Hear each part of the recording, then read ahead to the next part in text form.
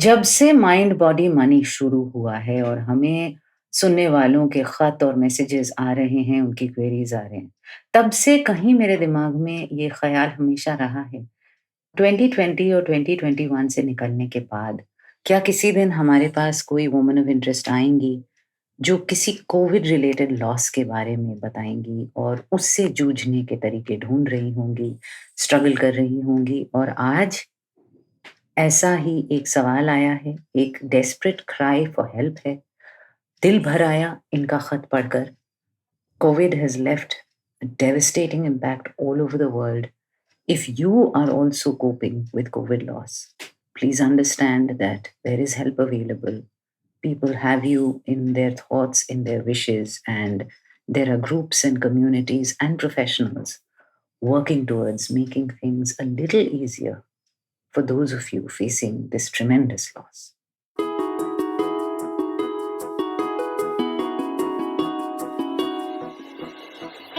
This is Mind, Body, Money with Ria, presented by GMAX Studios.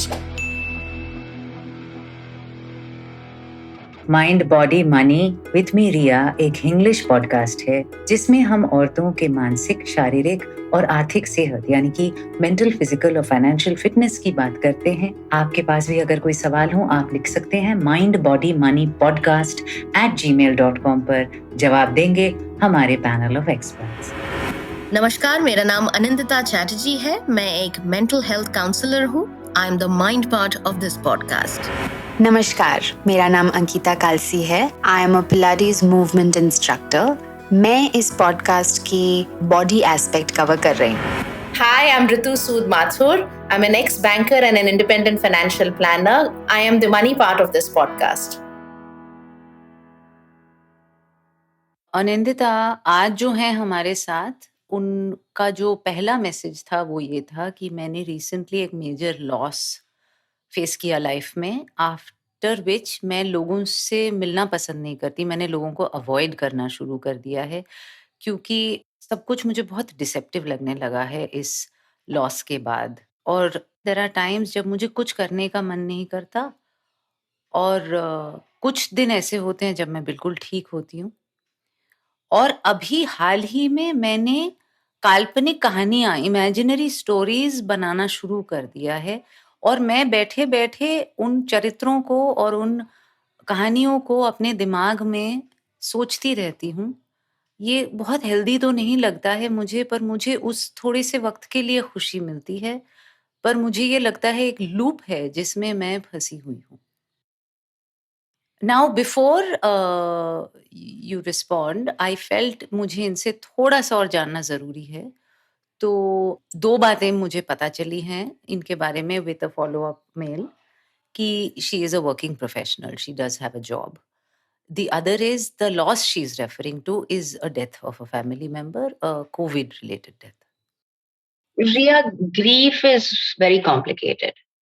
Grief एक ऐसा चीज है जिसके बहुत सारे स्टेजेस होते हैं और लॉस जो है, लॉस को कैसे कॉम्प्रिहेंड किया जाए और फिर लॉस के साथ क्या किया जाए, वो सबको इमीडिएटली समझ में नहीं आता और इसीलिए हम अलग अलग चीजें करते हैं कोप करने के लिए।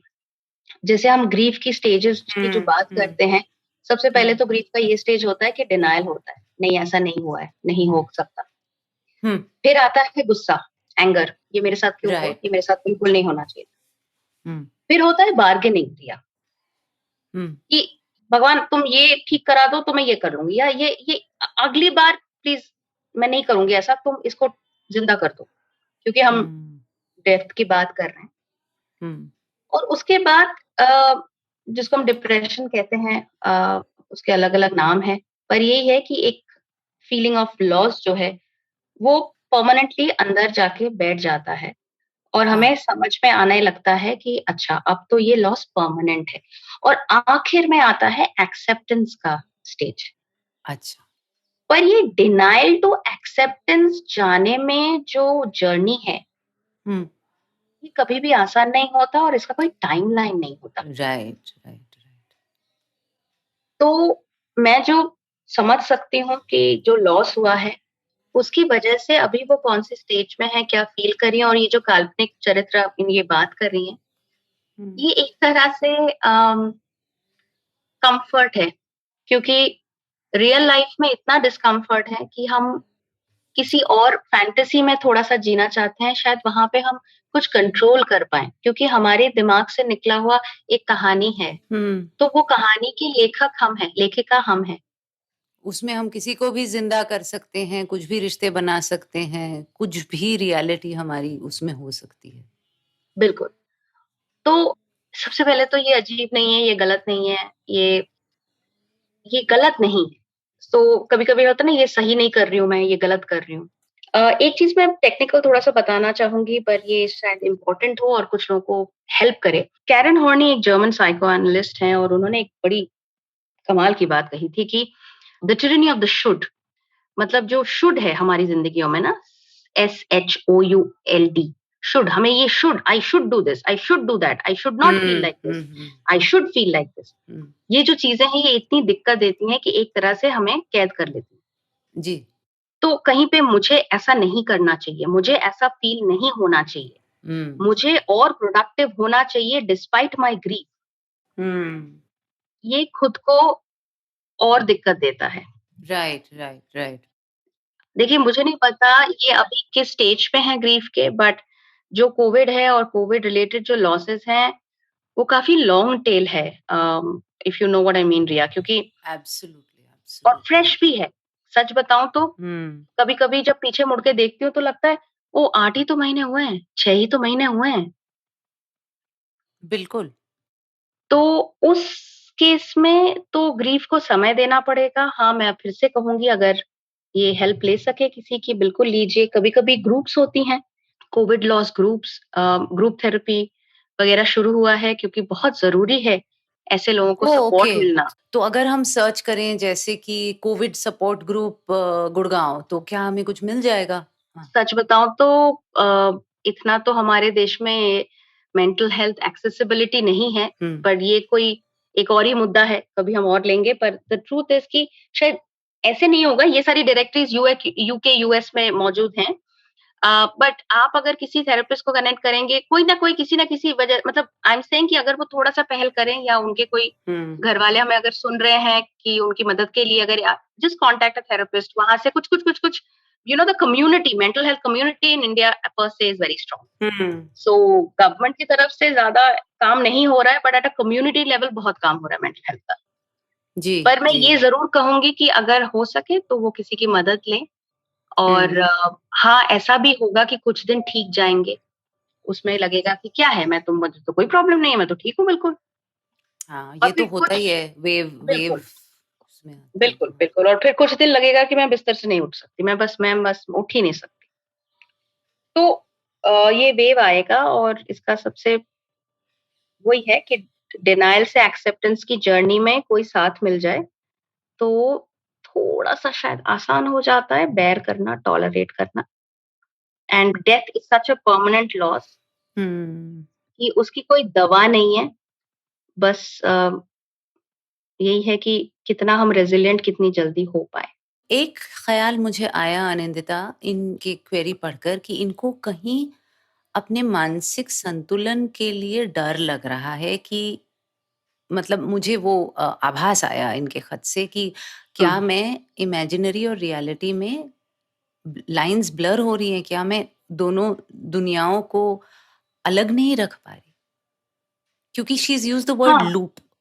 या सवाल सवाल सही है, और अब खुद को ये सवाल करना भी सही है। मतलब I I get where she is coming from, और इसीलिए पता है, उस दिन मैं सोच रही थी, मैंने कहीं देखा शायद कि 24 घंटे अगर कोई चीज़ बुरी लगे या खराब लगे या हुँ। डिस्कम्फर्ट दे, तो अगले 28 घंटे में आप उसकी बात किसी से कर लें। अच्छा। तो कोई दोस्त, कोई साथी, कोई रिश्तेदार, आप उनको बताएँ ज़रूर कि आपके साथ क्या चल रहा है। क्योंकि isolation and not sharing is one of the biggest hindrance to getting access to mental health.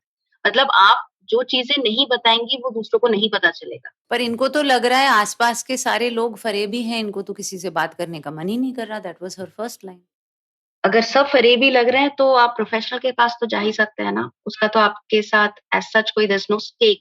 बिल्कुल, 100% या।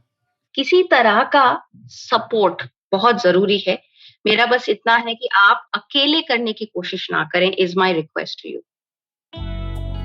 आई think that's a very very important point, बहुत ज़रूरी है। और आप अगर सुन रही हैं हमें तो इस पे बहुत तवज्जो दीजिए, क्योंकि आप कह रही हैं आप किसी से बात नहीं कर रही, आप अपने आप से बात कर रही हैं अपनी कल्पना के अंदर, और आप लूप कर रही हैं क्योंकि आपको किसी से बात करना अच्छा नहीं लग रहा। तो ज़रूर ध्यान दीजिए अनिंदिता की एक बात पर कि अकेले नहीं किया जा सकता। फैमिली मेंबर्स नहीं तो फ्रेंड्स, फ्रेंड्स नहीं तो प्रोफेशनल, थेरेपिस्ट, किसी से तो बात करनी पड़ेगी। जैसा कि मैं बता रही थी अंकिता, मैंने इनको थोड़ा फॉलो अप क्वेश्चंस इनको पूछे थे क्योंकि इनका इनिशियल मेल बहुत ही वेग था। तो एक और बात इन्होंने शेयर की अपने बारे में कि ये बहुत ज़्यादा ओवरवेट हैं। इसका शायद इस लॉस के साथ इन्हें कोई कनेक्शन नहीं दिख रहा हो, पर उन्होंने मुझे अलग से, क्योंकि मैंने पूछा था कि माइंड, बॉडी, मनी है, थोड़ा-सा बताओ अपने बॉडी के बारे में, मनी के बारे में, तो उन्होंने कहा था कि मैं वर्कआउट करती हूँ ऑन एंड ऑफ, जिम-विम जाती हूँ और ये मेरा प्रॉब्लम बहुत सालों से है कि मैं बहुत ओवरवेट हूँ and that affects my self confidence. मैं लोगों से आँख तक मिला के बात नहीं कर पाती। तो ये एक अलग इनसाइट उन्होंने दिया था, हालाँकि उन्होंने मुझे कहा था इसका मेरे करंट प्रॉब्लम के साथ कोई कनेक्शन नहीं है। बट एज़ वी से everything is holistic and interconnected, तो मैं ये भी एक इनसाइट है इनके बारे में। This, Ria, I think is a very interesting conversation. जहाँ वो बोल रही हैं एक तरफ से कि उनके वेट का कोई रिलेशन नहीं है, बट अगर आप उनके बिहेवियरल पैटर्न या उनकी लाइफ में पहले से जाके देखें, and if she is not somebody who has been slightly on the overweight side since she has been young, and this is something that she has developed later, maybe in her adult life आया है, that definitely has something to do with आपके emotional behavior के साथ. It is a relation to your emotional behavior. It is a relation to how you relate with loss, how you relate with trauma, how you relate with conflict. अगर कुछ आपकी life में ठीक ना हो रहा हो, whether it be an exam paper, whether it be stress to do with studying, whether it can be to do with a meeting coming up, kya very common. It's a very, very, very common phenomenon to go for food to help you satisfy or to help keep you down or to help pacify you in some way. आपको 5 minute के लिए थोड़ा सा अच्छा लगने के लिए you grab something that makes you feel nice and you eat it, and it's definitely 90% of the time sugar, and it makes you feel better, and ये I think सबके साथ होता है. It's just very common that it leads to obesity or it leads to overweight. ये एक behavioral pattern है जो हम सब में देखते हैं, काफी सारे लोगों में देखते हैं, औरतों में और मर्दों में भी, यंग बच्चों में, एल्डर्स में, और of course 40s and 50s के बियॉन्ड तो काफी दिखने को मिलता है. बट अभी जो उनकी लाइफ में हो रहा है और जो लॉस से वो गुजर रही हैं, इसका रिलेशन काफी सिमिलर है. उनके लिए ये वक्त ना काफी इम्पोर्टेंट हो सकता है अगर वो ठान लें, अगर वो डिसाइड कर लें कि मैंने अपनी लाइफ में कभी भी फॉर एग्जाम्पल अपने आप को शायद मैं कभी रोक नहीं पाई अपने ईटिंग डिसऑर्डर से, या अपने not committing to exercise pattern से.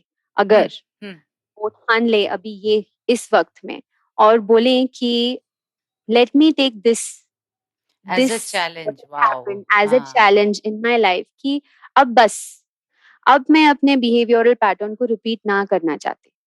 अब मैं सोचूं कि मुझे कुछ और करना चाहिए, कुछ हट के करना चाहिए. Let me do something that breaks my pattern. Let me do something that break. वो एक ये आदत सी हो जाती है कि आप एस्केप करने लग जाते हो, आप उन चीजों में जाने लग जाते हो जो आपको कंफर्टिंग लगती हैं, जो आपको सेफ लगती हैं. क्या आप कुछ अलग कर सकते हो? क्या जैसे वो कह रही हैं इमेजिनरी कॉन्वर्सेशंस, और वो कह रही हैं कि उनका थोड़ा एक लूप में चला जाता है कि वो काल्पनिक अब काल्पनिक पात्र से काल्पनिक बातें करती हैं या जो नहीं रहे उनसे काल्पनिक बातें करती हैं, वो उन्होंने नहीं बताया। वो पर एक फैंटेसी लैंड में वो चली जाती हैं क्योंकि हकीकत बहुत पेनफुल है। बहुत नहीं, और ये किसी के साथ भी हो सकता है, राइट? जी। ये हमें इतना ट्रॉमा झेलने की आदत या इतना ट्रॉमा झेलने की शक्ति सब में नहीं होती, इतनी ताकत नहीं होती। पर ये लॉस से उभरने के लिए, ये लॉस से अपने आप को कुछ सिखाने के लिए या ये टाइम को अपने आप को एकदम तोड़ने के लिए नहीं, आप कुछ और कर सकते हैं। Let the situation not ruin your life. जी। Do not become a victim of the circumstance. ये सारी चीजें इसलिए होती हैं। ये काफी लोग करते हैं, ये डिफिकल्ट होता है, पर आई एम श्योर अगर ये ठान लें तो ये कर सकती हैं। ऑनेस्टली जैसे किसी ब्रेकअप के बाद रिवेंज बॉर्ड नहीं बनाते लोग। हाँ। You know, now that is on a lighter note, and in this situation, of course, it's not light. But you know, you could make work towards a loss board, and I'm not saying this facetiously. मैं कह रही हूँ कि जो अंकिता ने suggest किया है, it is really revenge board कहते हैं कि अपने एक्स को जलाने के लिए, पर असल में मुझे नहीं लगता वो एक्स को जलाने के लिए करते हैं। जो करते हैं they are trying to focus on something constructive. वो अपने दिमाग को अपने ब्रेकअप और उस लॉस से हटाने के लिए वर्कआउट पे फोकस करते हैं, and sweating it out and building a body for themselves is probably a great release and a distraction. उसी रवैये से और उसी अप्रोच से अगर आप चाहे आपका वेट इशू आपके करंट लॉस के साथ कुछ लेना देना ना हो उसका, पर अगर आप शायद जो अंकिता कह रही हैं उस पे अभी फोकस करेंगी तो आप डिस्ट्रैक्ट होंगी in a good way, in a constructive way, rather than escaping into a fantasy land जिसमें आपको बीच बीच में लगे कि ये मैं रियलिटी में हूँ या मैं फैंटेसी में हूँ। वही एनर्जी अगर आप शायद अपने बॉडी पे लगा दें तो वो एक बहुत ही कंस्ट्रक्टिव डिस्ट्रैक्शन हो सकता है। बिल्कुल, और स्पेशली जब भी अगर आप कोई लॉस से गुजर रही हैं तो सब कुछ जो भी आपके पास होता है वो आपको लगता नहीं है। तो in a space of so much loss अपने आप को कुछ गेन करना, कुछ और सिखाना is going to be the best thing to replenish that loss, right? बिल्कुल। रितु, ऑब्वियसली ये सवाल मोर और लेस अनिंदिता के लिए ही था। Grief and death are terribly complex and extremely deep things. But इन्होंने मुझे एक फॉलो अप मेल में बोला था कि she is a working professional, इनका कोई सोर्स ऑफ इनकम भी है। क्या उस इनकम को भी किसी तरीके से काम में लाया जा सकता है to help her overcome her tremendous sense of loss? और बहुत डिसएंगेज्ड हैं ये जिंदगी से, परिवार से, लोगों से, किसी से बात तो करना ही नहीं चाहती, उन्होंने कह दिया है, सब फरेबी लगते हैं। अब एक चीज है जो इनके पास आ रही है जब सब कुछ जा रहा है, विच इज पैसा। पैसे का अभाव नहीं है, बाकी अभाव जिंदगी में इनको बहुत लग रहा है, लेकिन पैसे का क्योंकि अभाव नहीं है। सो अपने लाइफ में लॉस को हैंडल करने के लिए, बेयर करने के लिए, उसके साथ कोप करने के लिए जो भी काउंसलिंग की जरूरत है, यू नो, उसके लिए अपना जो अर्निंग है वो थोड़ी सी उसमें स्पेंड करें। If she is earning, she should be able to get professional help. You know, जब हमारा मन दुखी होता है, कई बार दूसरों का, जो लोग कुछ जिंदगी में किसी भी वजह से और प्रताड़ित हों, तो उनको हेल्प, मदद करके एक सेटिस्फैक्शन मिलती है, एक फील गुड मिलता है, क्योंकि वो एक अर्निंग पर्सन है और उन्होंने अपने पैसे के बारे में कोई दिक्कत बताई नहीं है, तो वही पैसा वो यूज कर सकती हैं कि किसी और की मदद करने के लिए, सम चैरिटी वर्क, हाँ, सम फिलैंथ्रोपी। हाँ, अगेन यू नो, ये सब चीजें आपको अच्छा महसूस करने के लिए, तो चाहे वो ग्रीफ काउंसलिंग है जहाँ प्रोफेशनल हेल्प लेके अपने आप को अच्छा महसूस करें, जिसके लिए आपको पैसे की जरूरत है, चाहे चैरिटी करके अच्छा महसूस करें, उसमें आप अपना पैसा यूज कर सकते हैं। और मैंने ये देखा है कि सोशल वर्क, या खुद मैं अपने लॉसेस के बाद मैंने देखा है कि कोई भी चैरिटी या डोनेशन या सोशल वर्क के इन्वॉल्व होने से ऐसा नहीं कि अपना दुख कम लगता है या लगता है दुनिया में बहुत सफरिंग है, मेरा लॉस क्या है, बट एक पर्सपेक्टिव जरूर मिल जाती है। ये ना भी लगे रिया कि मेरा दुख कम है, बट ऐसा लगता है कि मैं अकेली नहीं। हाँ, ये तो बिकॉज इस कभी समय लग ही उनको नहीं लग रहा है कि सकता। उनके आसपास कोई नहीं है और मतलब वो हाँ। इसमें काफी अकेली भी महसूस कर रही हैं, तभी शायद वो इमेजिनरी स्टोरीज हैं या imagining people around and conversations around, so अपना दुख कम है तो कभी लग ही नहीं सकता, पर वो एक हाँ, लोग और हैं, लोग you और know? हैं, हाँ। और कभी हाँ। कभी क्या होता है कि दूसरों की कहानी सुनकर आपको शायद अपना भी दुख हैंडल करने का पर्सपेक्टिव, अलग नजरिया मिल जाता है। हाँ, बिल्कुल सही कहा आपने ऋतु, और आपने जो बोला, it is not just the investment of money but of time as well, which will take your mind off और get you engaged with other things, तो उससे एक फ़ायदा तो होना चाहिए। एंड आप जो हमें सुन रही हैं, we really hope you feel better. Grief is a journey and nobody can walk that journey for you. पर लोग हैं, जो अनिंदिता भी कह रही थी, हम सब यही कह रहे हैं, यू आर नॉट अलोन। आपको इमीडिएटली अपने आस-पास अगर सब फरेबी लग रहे हैं, तो दूसरी जगह हैं लोग जो प्रोफ़ेशनली अवेलेबल हैं, या सोशल ग्रुप्स हैं, या सपोर्ट ग्रुप्स हैं। सो बहुत सारा ख़्याल रखिए अपना, खूब ध्यान रखिए, बी काइंड टू योरसेल्फ। ये समझिए कि आपको समय और हीलिंग का हक है। कोई ये हक आपसे छीन नहीं सकता, कोई आपको जल्दबाजी करने को नहीं कह सकता, कोई आपको एम्बैरेस नहीं कर सकता कि क्यों आप अभी भी उसी चीज़ को लेके पड़ी हो। आपको जितना वक्त चाहिए, आपको जितनी मदद चाहिए, जितने कम्युनिटीज़ के साथ आपको जुड़ने की ज़रूरत है, अनिंदिता, अंकिता और ऋतु तीनों यही कह रही हैं कि चाहे मानसिक हो, शारीरिक हो या आर्थिक हो, आप एक बाहर की दुनिया के साथ जुड़ेंगी तो शायद आपकी वो अंदर की काल्पनिक दुनिया थोड़ी-थोड़ी संभल जाए। बहुत सारा ध्यान रखिए अपना। We are wishing and praying for your healing and your recovery. Please value your mind, body and money.